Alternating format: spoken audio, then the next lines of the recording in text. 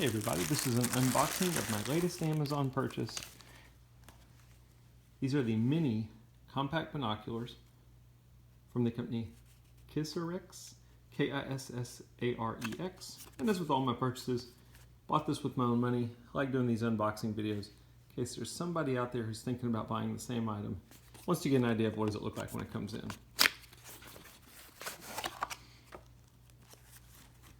So I wanted a pair of small binoculars for my kids to use when we go hiking or camping. Instruction manual. Wow, these are tiny, like just to give you an idea of the size.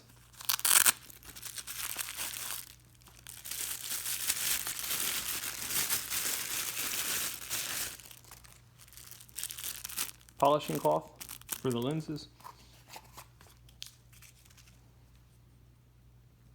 And then the binoculars themselves. So 131 to 1,000 meter, 8 by 22.